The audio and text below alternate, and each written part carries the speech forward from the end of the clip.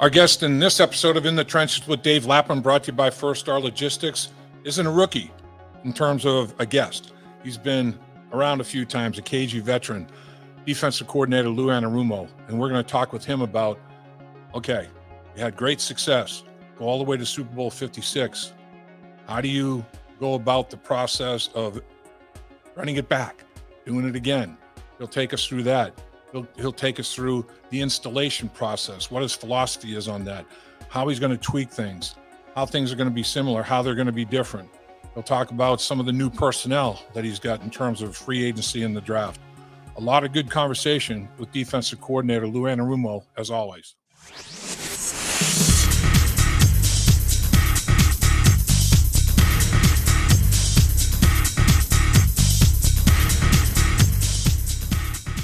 Welcome to another edition of In the Trenches with Dave Lapham, brought to you by First Star Logistics, as always, coming from our studios that are as good as it gets, and our guest is as good as it gets. Defensive coordinator Lou Anarumo. Coach, I'll tell you what, football, it's only a little over 70, I think it's like 72 days away. Training camp's almost, it's like just a little bit over 70 days away. The countdown begins. Anytime it's under 100 days, man, I like that. Get rid of those triple digits. It's like here now we're getting serious. So you guys have been working a little bit. You've got your draft picks. You've got your free agent signees, your college free agent signees. Looks to me, when we're allowed to go down there and observe, looks to me, Coach, like everybody belongs. You guys did a hell of a job. Yeah, I think so. First of all, great to be back with you, and thank you. I appreciate all the kind words. But I think. Again, I always, Duke and his crew upstairs, they've done a great job of working with us. And I think we've put a solid group of guys, so far so good. The proof of the pudding will come when we start playing games and taking on blocks and all that stuff. But right now, these guys have kind of hit gone over every hurdle that we've given them. So we're pleased so far. It's interesting just to watch the dynamic a little bit of players. I like to watch who hangs with who, body language, all that kind of stuff. Because, I remember you come into a new environment and you're looking to, bond with somebody in something. And when I look at Dax Hill and Tycen Anderson, I mean, they're kind of joined at the hip. They're almost like a little brotherhood between the two of them. I see those guys with their iPads after practice, going over stuff, when we were allowed in the locker room. They're sitting there together just studying, and I'm like, man, that's a good dynamic going on right there. Those two guys seem like they're pretty special. Yeah, no, I think they really have done a good job so far, and all of those guys, though, I think they're all trying to fit in and trying to figure out where they'll fit in on all this stuff. But those two you mentioned have done a heck of a job so far. Coach, it's almost like, well, Christmas was done. Under my Christmas tree, I get these presents. Now I'm going to unwrap them, put them together, and see what it looks like out on a football field. And that's what you're in the process of doing physically and equally from a mental standpoint. Because I would assume, I know back in the day, it was like, all right, does this guy learn from the grease board? No, he doesn't get it in the grease board. He has to go out and actually physically take the rep and walk through the steps before he understands it. It doesn't transfer from the grease board to the football field to this guy. This guy, it does. Everybody learns different rates of learning and all that. Is that part of the process? Is you guys as coaches trying to figure out how these guys learn and what's the best way to get through to each and every one of them individually? No, you make a great point because everybody's learning skills are different. And, as you mentioned, some guys, they need to go out there and walk through it to get it down. And most people do, because then once things start moving fast, they're able to, handle it all. But we do both right now. We're able to meet with them. We're able to walk through things, which is good. And then, we'll get those OTAs to get things moving a little faster and do it all over again in training camp, have a couple of preseason games. So hopefully by the time the real games start, the guys will be where they need to be. So, Coach, you talk about positionless players and that versatility that you crave, and you've done a great job of putting together, a unit defensively where you got multiple players that give you that position versatility, that positionless scenario. Over your career, what player or players have been the best positionless players? I mean, can you give us a player or two where it's like, this guy could do everything in your experiences? I think we've got a couple guys now that are pretty good like that. Yeah. When you talk about Logan and Akeem and Davis Gaither and some of the guys, that we have in the back end, I think they could do a number of different things. I had some guys in Miami, the Rashad Joneses of the world, that could play safety, corner, dime, do a little bit of everything. So, again, the more you do, the better you can be, and the better we can be. So that's why, we just try to keep adding these guys. So, talk about quality over quantity. You traded up 2 different times. You targeted defensive backs, and you knew you wanted to get them, and you traded up 2 times to get them. Cam Taylor-Britt from Nebraska, Tycen Anderson from Toledo. Yep. Are you, from what you've seen out on the football field, in the locker room, in the classroom, are you pleased with those 2 selections that you traded up for? Yeah, I am. Again, it's early. We want to see them actually go out there and cover people and do the things that the DBs need to do. But as I mentioned earlier, every task that we've given them so far, they've aced it. And I think that's, I've been in situations where it's been, it's maybe not what we thought, but all the guys so far have done well. You, around the league, were getting much deserved credit and notoriety for how much there was to try to be able to defend, because not only did you have a bunch of packages, you had a bunch of players that could do different things within those packages. How much, I mean, you're gonna tweak every year, every off season.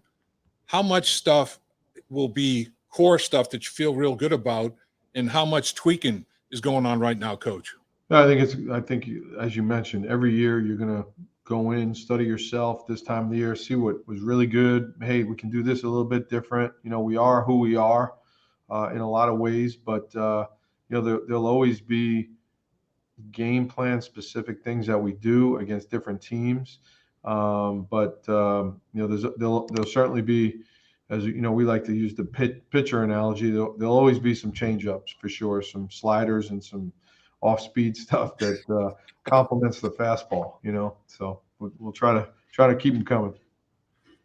Coach, you've got obviously your drafted players, but how about a guy at each position group level defensively? Tell me about Tisdale. When I look at this kid that you signed as a college free agent out of Mississippi, 6'5", 285, and man, it looks like he was, sculpted.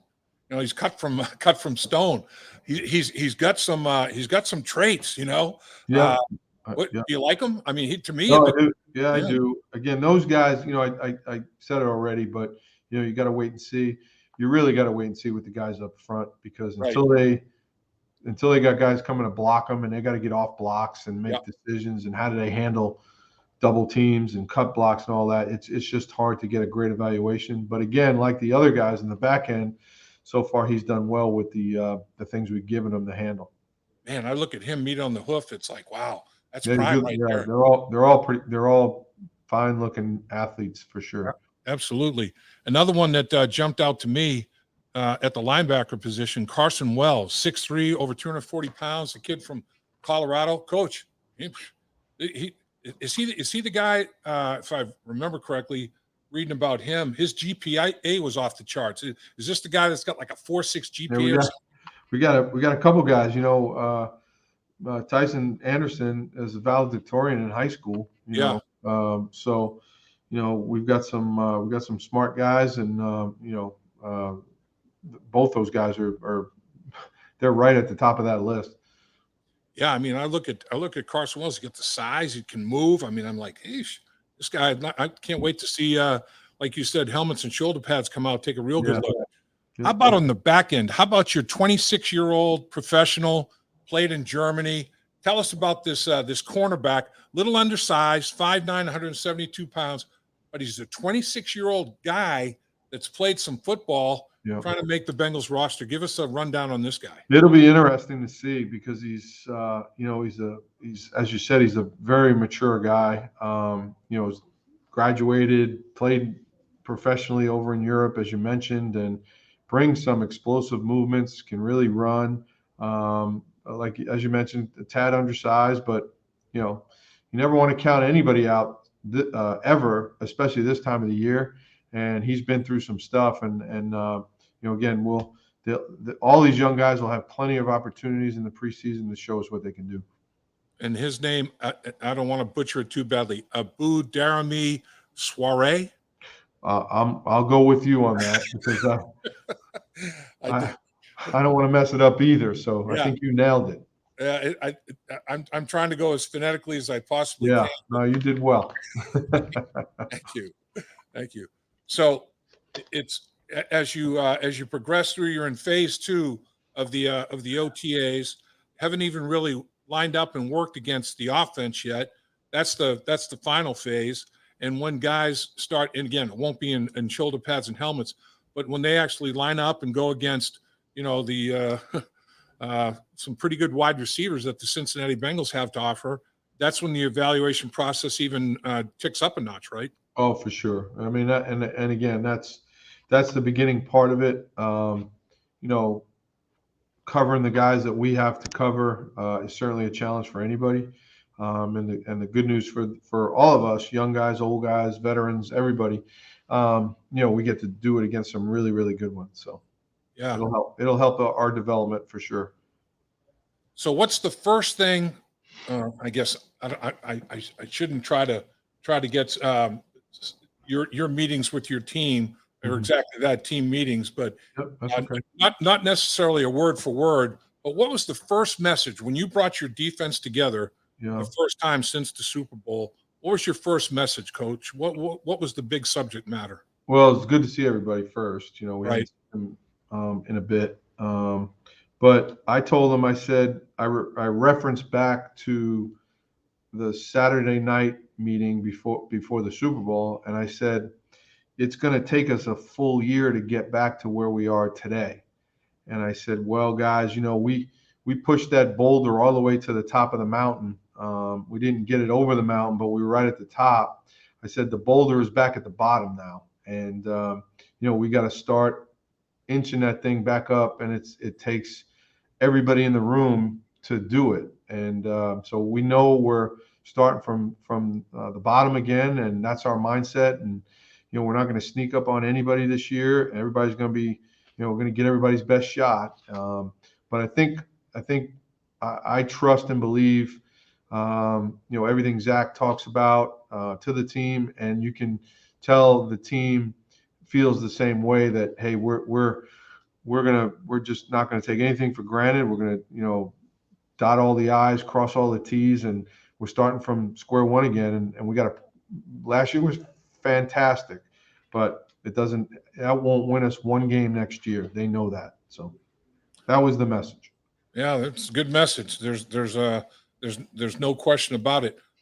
This team, the way they were playing in the playoffs, I mean, I still marvel at the fact that a group, as a former lineman, my position group gave up 9 quarterback sacks in a game that the football team won. And I'm looking and I'm saying, all right, why did that happen? Well, look what the defense did. Damn, three interceptions, the takeaways. That offsets a lot of things. That makes up for a lot of ills, When your defense was playing at its best last year, Coach, was it amongst the best groups that you've ever been a part of in terms of coaching? Yeah, I think so. I think the way they blended together, the way they were problem solvers on the field during games, being able to adjust on the fly, all the different things that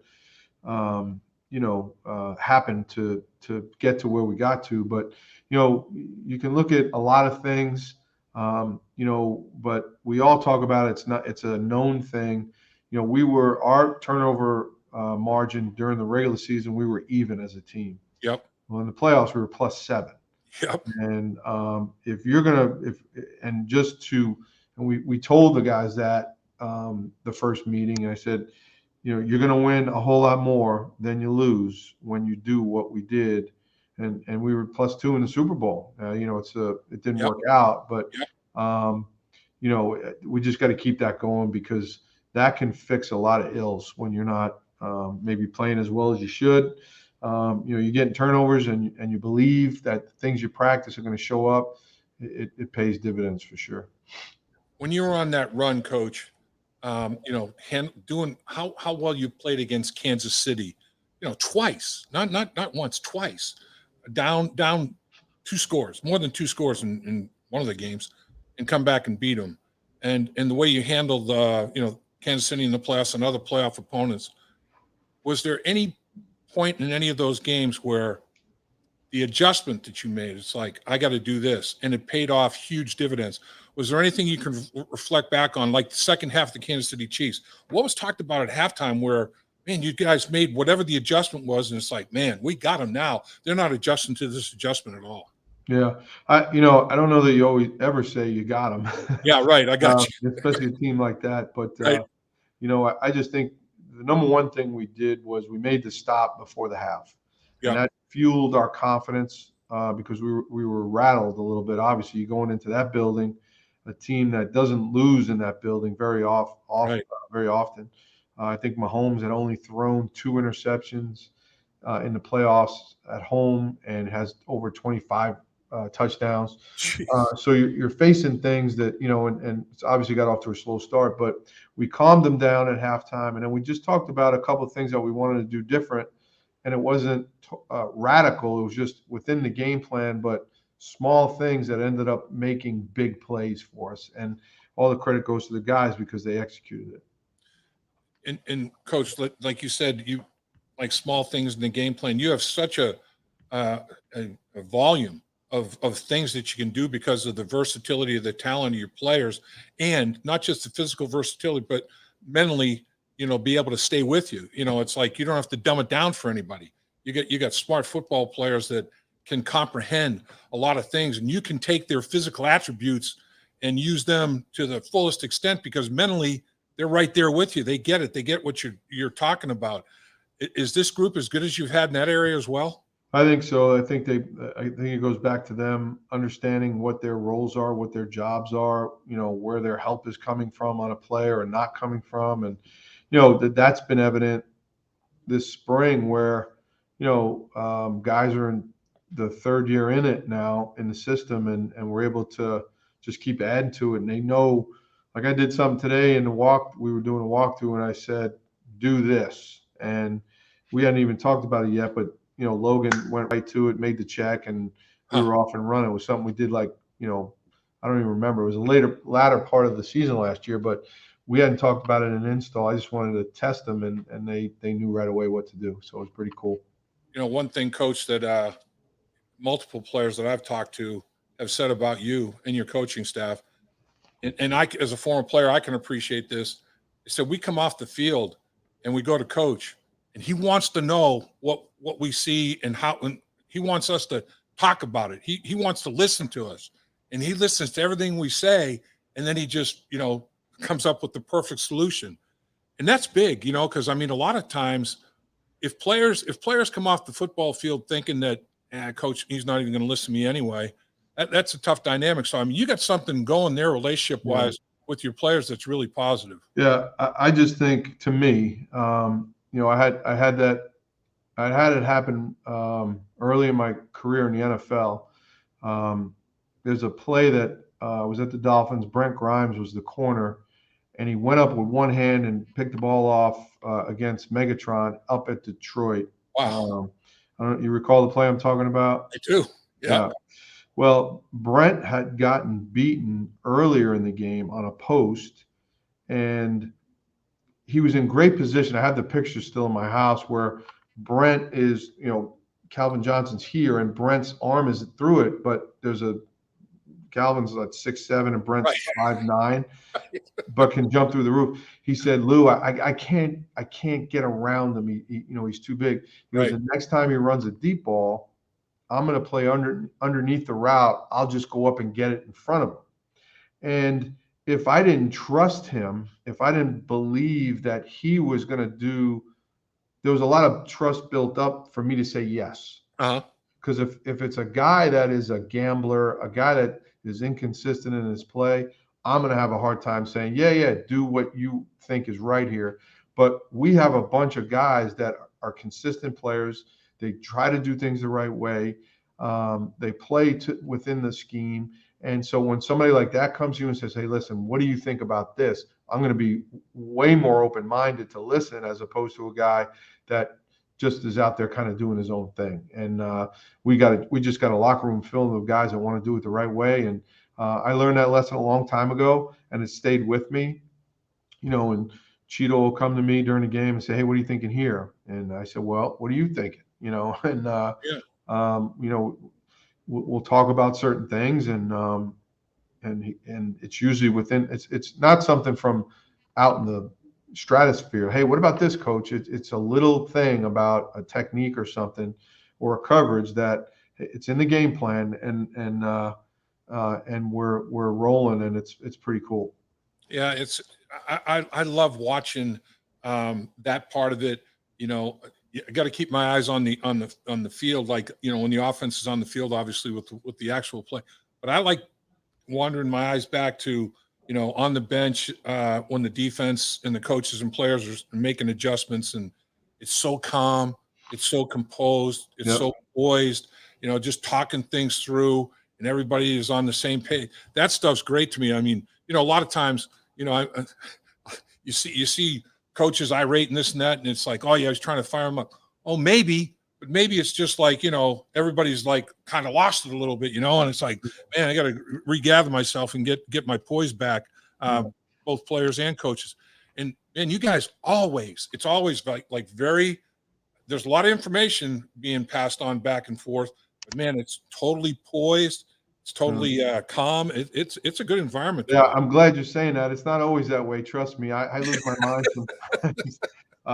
And I have a bunch of guys telling me to, but I hear you. I'm with, it's such an emotional game. And again, I'll use, heard Bill Parcells say at one time, it's cooling the fire, and just making sure that, while the world is falling down around you, the players cannot see panic from the coaches, because then it steamrolls, Right. And so, while sometimes there's a time and a place where you're getting after them, and they know it, when, that's more of an effort thing. Or if we make a mistake that we should never make, they're going to hear it. But it's more about, hey, let's get this fixed. Let's move on. Let's be problem solvers. And, that usually gets the job done more than the other way. It's got to be a good feeling when you as a coach have had an influence on a player where he wants to get into the coaching profession. And part of the reason that he wants to get into the coaching profession is the influence that you've had on him when you were the coach and he was the player. And that's happened more than once during the course of your career. Yeah. Most recently, you've got a guy that played for you last year that's now Ricardo. Yeah, right. Now a coach. Talk about him. I mean, I have such a long relationship with him. Going all the way back to, I recruited him at Purdue. So when we were able to get him here last year, it was great to see him every day, and he's had such a heck of a career in this league, and started out good for us. Got nicked up during the season, but it doesn't surprise me. He's a driven guy. Great family man, great father, and he's going to be a heck of a coach, just like he was a player. I'll never forget, pulling up to Daytona Beach and going to meet him and his mom, and come on, man, let me take you to this cold weather up in West Lafayette, Indiana. And I was like, yeah, it doesn't get too cold. Don't worry about it. Just come on. So it was good stuff. Oh, that is good stuff. You look at it, Coach, and we'll get you out on this. The AFC North is brutal. The AFC, honestly, I mean, you look at, I don't know, Houston and Jacksonville maybe might struggle to be a playoff contender, but the other 14 teams in the AFC, you can make an argument that everybody's a candidate to make the playoffs. I mean, it's unbelievable how deep the AFC is. The quarterbacks, the wide receivers, the offensive weapons. and the diversity of the schemes that they do run. I mean, it's got to be a hellacious challenge, isn't it? Yeah, there'll be a lot of talk about that, and has been a lot of talk about our conference and how good it is and the quarterbacks. And and I did mention this to the guys. I said, all that matters to us right now is us getting ourselves ready to go through these OTAs, get ready for, I know it sounds boring, but and then we'll worry about the Steelers in week 1. And all that other stuff will take care of itself. One piece of it at a time. Because when you try to bite the whole pot, it's too much. Yep. And so one thing at a time. We've played a bunch of these teams already last year, so it's not like it's a new opponent. We haven't played the Bills in a while, and that's going to be late in the year. But we've played most of these teams already, and the guys will be excited for it. But I want them to just be focused on us right now, and then worry about the Steelers on opening day. Yeah, and it's Pittsburgh. What an opener! First time ever. No, is that right? I didn't know that. Steelers have opened in Cincinnati. First time ever that's happened, and conference implications, division implications, tiebreaker implications. I mean, you can't have that's about as important an opener as you can possibly have. And so it brings a lot of focus. There's no doubt about it. And you mentioned that thinking about the whole schedule's too much. Final question. Sure. When you're installing and you have so much that you want to install, is your methodology the fire hose approach? You just lay it all on them and they absorb as much as they can, or is it measured a little bit more? Or how do you do it, Coach? What's the best way for them to retain it? It's a good question. We try to get think about it this way, right? We try to teach them the ABCs. Yeah. Teach them how do you make words? Well, you learn the alphabet first, right? So teach them all the techniques that they're going to need to do all of the different defenses. And as long as you don't change a technique, like I don't want to come to you as a guard and say, all right, we want you to get in a 4-point stance and pull backwards. You know what I mean? I'm obviously making that up, but it's the same thing for us. Like, okay, I want a corner to play his techniques different in the middle of the year. That's when stuff's going on. But if I can go in the room and say, hey, listen, we're going to call this coverage purple instead of blue, but you're using the same thing we did all the way back in OTAs. It's the same technique. We're just changing something on the other side. The guys can really latch on to that and realize that, all right, we're going to have a lot of defenses, but the techniques, there's not a stack of them. And that part becomes easy. So teach them the fundamentals now, and then let them grow into all the different calls that come from that, if that makes sense. Absolutely.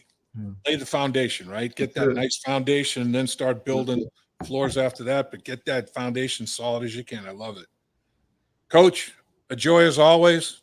Could talk football with you forever, but I know you're down at Paul Brown Stadium as we speak. I know you're a busy man. Oh, good. I appreciate it, Lap. Anytime, you know that. You're the best. Have the best day you ever had. See you guys. Take care.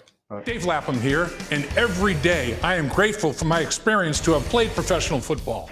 As a player, I realize self-motivation, leadership, and appreciating your teammates are key. At First Star Logistics, you can use those same attributes to create the life you want for you and your family. Build your future by working hard like I did. You'll see results both on and off the field. Call First Star Logistics today and be part of our winning team. Opportunity knocking.